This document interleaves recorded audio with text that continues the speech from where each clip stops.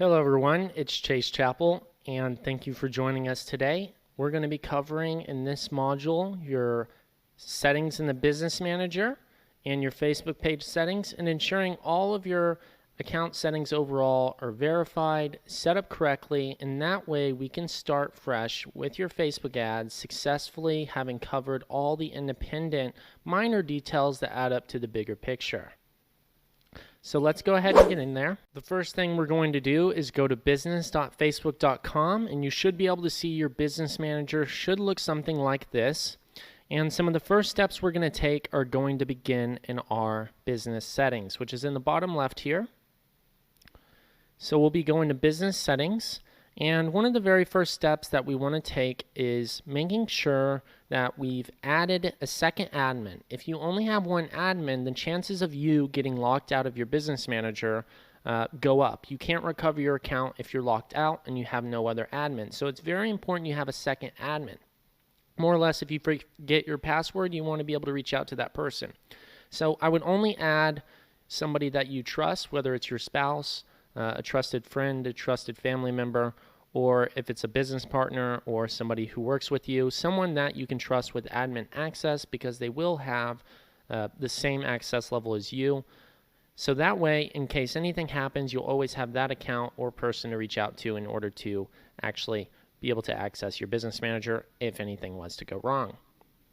The next steps that we want to take here are going to your pages and making sure that you've already added in your Facebook page here. If you haven't already, you would hit add. You would request access to your page, or if you haven't created a Facebook page before, you would then take the steps to create a new page. Now, there are some details in the overall Facebook page that we'd want to cover, and some of those are visiting the page, and we want to go ahead and hit settings, and we want to go ahead and make some changes and adjustments here. For instance, we want to go ahead and turn the profanity filter on.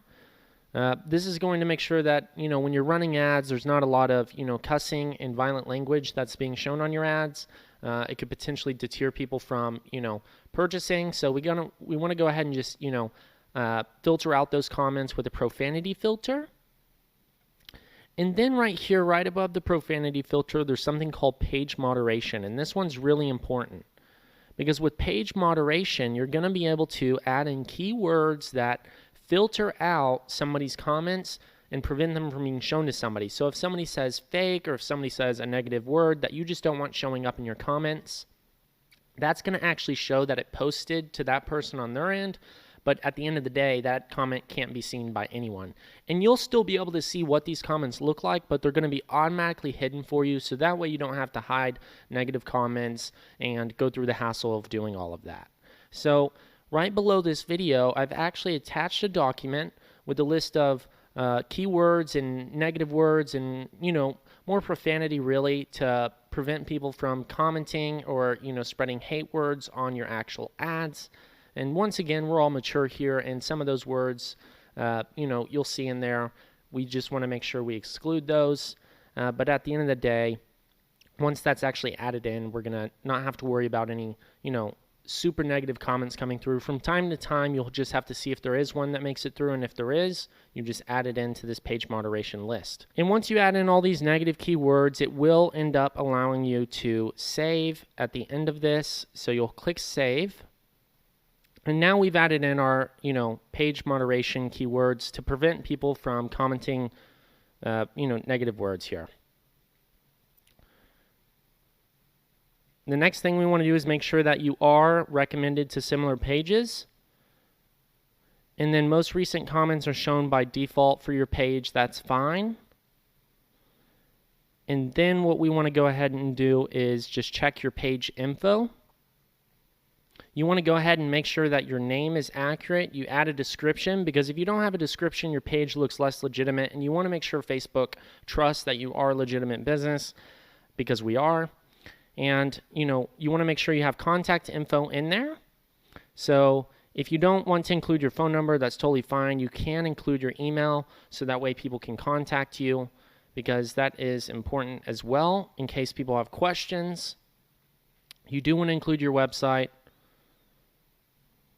And then for a location, if you want to include your office address, that's totally fine as well. It's better if you do include addresses. That way Facebook sees it as, a trustworthy business.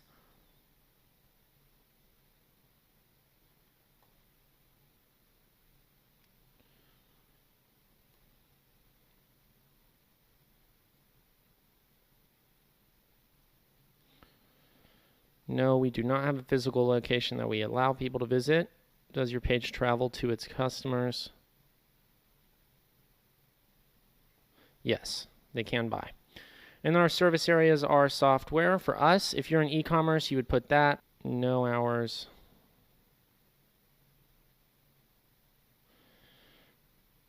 And then with your privacy policy, you would link that to your actual website. And then you can go ahead and list out the, actual services or products that you offer here. There's just a list of them.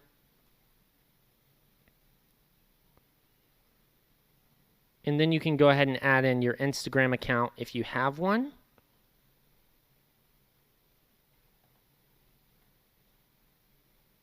So we'll just copy that link, add that in. We'll add our Twitter if we have one of those. We'll add in our LinkedIn if we have one of those. Once we've added our social media accounts, we can go ahead and move on to the next thing, which is clicking on Instagram and connecting an Instagram account. Now, adding this information allows you to reach more individuals organically and through paid, because if your pages are connected, not only is that going to connect it in your ads, but that's also going to allow people to bounce between your social media accounts, and it just improves the trust and verification that you not only do have an accurate Facebook page, but it is also connected to a legitimate Instagram account, which is really important because at the end of the day, this can actually lower your CPM cost.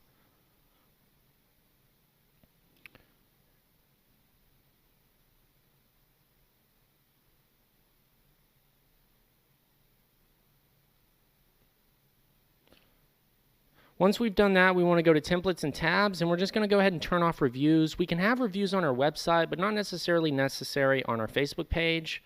And then if you don't do events, go ahead and turn those things off as well. You don't really need any of this other stuff unless you're an e-commerce store. Here's what I would recommend doing. I'd recommend going to shopping and setting up the shopping with your Facebook page. That way people can see your products visibly. This is going to help you get a lot more reach and can later play into a larger retargeting audience, which then leads to more people on the top of funnel that you could then convert later down the road, which people who do this see much better ROAS than people who don't. Now, since I'm a software business, what we're going to do is we're going to select services, because that's what we are. Since we're a software business, I'm just going to stay at the standard template, but if you actually are e-commerce, please make sure to do the actual shop version, because that's really important. Now, if you post a lot of videos, you want to make sure that one's ranked higher at the top. If you have photos, you want to also make sure that is up as well. And then the about should also be at the top. And then the rest of these are fine to be where they are.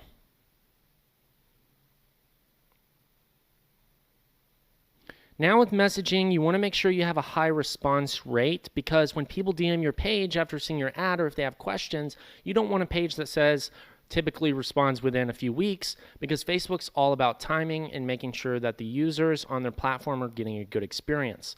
And when the algorithm sees that you have a fast response rate, well, that's going to help you get a higher ranking on your page. So let's go ahead and greet individuals. As soon as they visit your page, they'll get a greeting, which makes it a warmer experience for them. And then let's also go ahead and make sure that you go to advanced messaging. Now we're going to set up automated responses, so that way you can ensure you have a fast response time. Once you click on automated responses, once you've gone through and made all of your website, once you've gone through and made all of the updates to your Facebook page settings, next is making sure we do the ad account correctly. So what we're going to do is go ahead and create a new ad account. We're going to give that ad account a name. And then you're going to want to make sure you choose your time zone correctly. The reason it's important to choose your time zone correctly is because you want to make sure that it aligns with the same time zone you view your website in. Because when you get a purchase, if it's not in the correct time zone, there's a good chance that you might see a purchase came through at a different hour than is actually reported on your site. And that could be directly related to just a time zone selection issue on your ad account. So make sure you selected the right time zone that you live in, so that way you can see your results a lot more accurately. Once you have a correct time zone, we're going to hit next. And if this is an ad account for your business and this is your company, you'll select My Business. Now, if you're creating an ad account for a client, you're going to choose another business or client. You never want to keep a client's ad account in your business manager because it's going to cause issues later down the road, and for compliance's sake, it's best not to do it that way.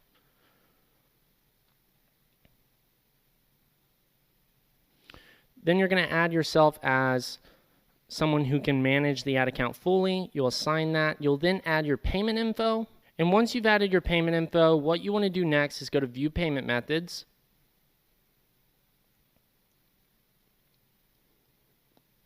You then want to hit Edit under Business Info, and you want to fill out